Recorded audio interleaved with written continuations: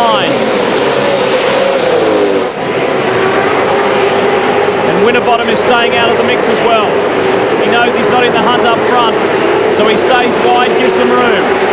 Ingle comes charging through. He's got Skate on his hammer, and one of the Fujitsu cars is turned around, and Courtney is in his second major accident in as many days. And one of the Super Chief cars, McConville, or is it Greg Murphy? It is McConville.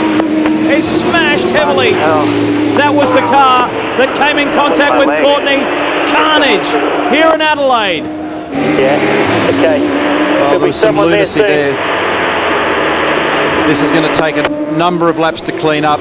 Massive damage to the Geraldwyn car of Courtney, to the Super Cheap Auto car of McConville. Let's hope the blokes are okay. I heard James' voice on the radio. He said he was okay. There's Paul Forgy.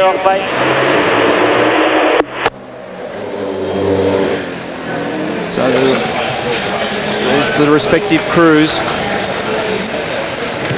So there were people that were inadvertently tripped up. And Lowndes is in it. Lowndes is in it as well. McConville's on his feet. And that is a heavy hit. The damage bill has been huge this weekend at the Clipsal 500. Yesterday's race winner is out of the race, out of the car, and now young James Courtney. Neil, I know you heard James Courtney speak, but on the scanner that I had as well, I'm not sure. We need to keep an eye on it, but I'm pretty sure he said he'd hurt his leg, so let's see if he can get out of the car or not. I heard that too, Darryl. He is out of the car, I can tell you. Gee, that car's not looking good. Look at the left side of the Courtney car. They worked all night to get that car back in shape. There's McConville. He's okay, but out. Lowndes. This always happens after the field compresses and you have the good guys mixed up with strugglers. Drink and then eat if you please. Ludo, think of your bar and think of the he's still talking to WinCup, thinking about anti-roll bar changes and trimming the car. There's Johnny Pinozzo and the rest of the team at PWR Supercheap worried about their man. There's McConville. He's shaken up, and so too is James Courtney. This is just a physically demanding motor race. If not for drivers, then for the crews that have to deal with the damage and turn these cars around and get them to the non-championship race at the Foster's Australian Grand Prix next weekend, and then in turn get the cars turned around for a flyaway race to New Zealand.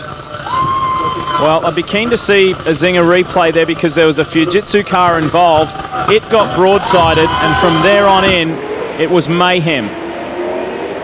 And three big names there, McConville, Lowndes, and James Courtney. Greg, what do you have? Lee in the Super Cheap Auto bunker at the moment, and naturally Dave Ward and Bryce Seals and the guys that work on Cam McConville's car were disappointed, but the first point of concern is for Cameron. What Paul Wheel did you hear him say on the radio?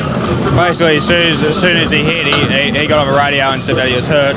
And yeah, obviously look on camera now, he's walking around and he mustn't feel too bad, but yeah, obviously pretty big impact and a lot of damage to the car, but that's only a minor point. It's, you know, make sure he's right, but brand new car, he's running so well this weekend for the team in his first race, and you know, it's disappointing to actually have something like this happen, and you know, we've got to stop go for a driving infringement in the pit lane, and which, you know, is questionable probably a little bit, but that's the way it goes, and you know, we move on. I don't know what we'll have to assess the damage from this weekend, obviously for the GP next week, and maybe pull out the spare car and get this one finished, repaired for New Zealand, and see how we go, mate. At least he's out of the car. Thanks, Paul. Thank you.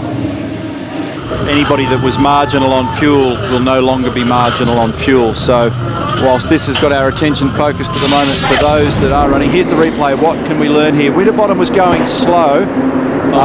Three trying to go through there. It was because Winterbottom was running slowly, and then the Fujitsu car tried to make it across to the left when he was already being passed by one of the Tasman cars. That was busy. Yeah, so this is the aftermath when everyone was trying to thread their way through. Is it 26? Is it Fernandez? Yes, it is.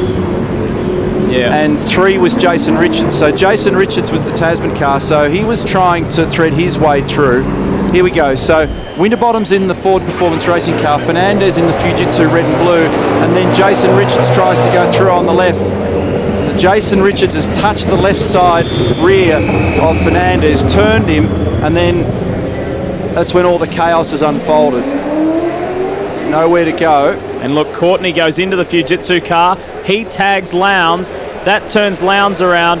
And James Courtney is at 90 degrees to Cameron McConville. And that's where the big damage is done. That's, I wouldn't be surprised, and I said this yesterday and they recovered the cars, but with two monster hits on that brand new